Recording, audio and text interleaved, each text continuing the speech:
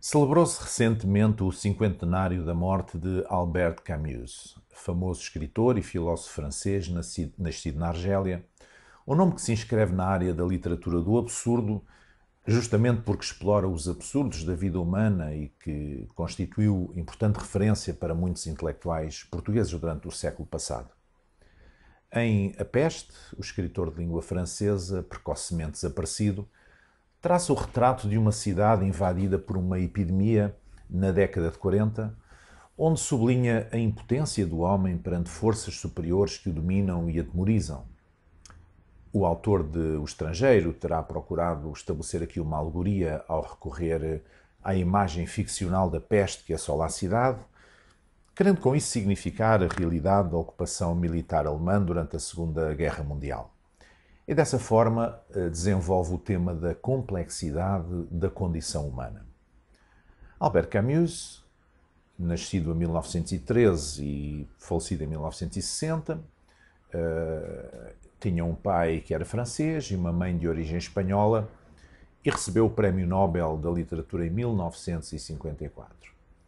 A sua infância pobre e a doença, a tuberculose, que o passa a condicionar logo após a conclusão dos seus estudos, fizeram-no refletir sobre a fragilidade e o absurdo da existência humana do ponto de vista de alguém que não tem fé.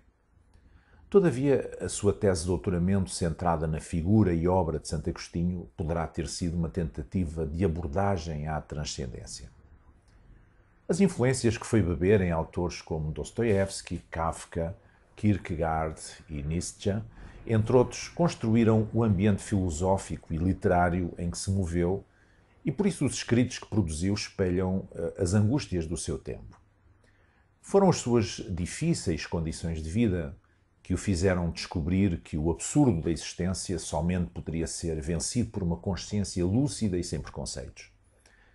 A miséria ter-lhe-á servido como escola de descoberta do homem e da criação de novos valores que o ajudassem a construir a utopia de um mundo novo. Alguém expressou com precisão o sentimento da vida e da obra de Camus ao dizer: aquele que vem ao mundo para nada modificar não merece respeito e paciência. Apesar de um certo voluntarismo que preconiza, afirma Camus, a certo passo da sua obra A Peste. Assim, cada um teve de aceitar viver o dia a dia só, em face do céu. Quando escreve que os habitantes da cidade assolada pela peste nada mais podem fazer senão aceitar viver com resignação, um dia de cada vez, dependentes do céu, reflete de forma exemplar a solidão do homem sem Deus face à adversidade, mas também a sua impotência perante as circunstâncias que não pode controlar nem influenciar. Ora, esta é exatamente a limitação natural do ser humano, a incapacidade de mudar muitas das circunstâncias que o rodeiam. Mas é também aqui que mais se faz sentir a insuficiência do homem sozinho no mundo. É também aqui que mais se faz sentir o poder de Deus na vida humana.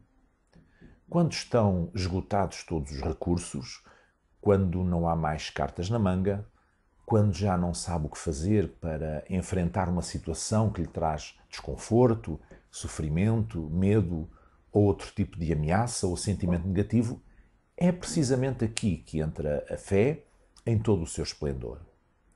Ou pelo menos é aqui que ela mais se evidencia porque lhe damos espaço efetivo para atuar. Não é por acaso que talvez a maioria das pessoas que vivem a fé cristã de forma séria e comprometida a descobriram em tempos tormentosos. É muito fácil esquecer Deus quando a vida nos corre mais ou menos como desejamos. Diz o povo com graça que as pessoas só se lembram de Santa Bárbara quando faz trovões. Mas o melhor é desenvolver uma relação com Cristo e ter Deus, tanto na tempestade como na bonança, ao nosso lado. Camus morreu há 50 anos, num estúpido acidente de automóvel a caminho de Paris. Ficou a sua obra como retrato da terrível solidão do homem sem Deus, sujeito à fome e à guerra.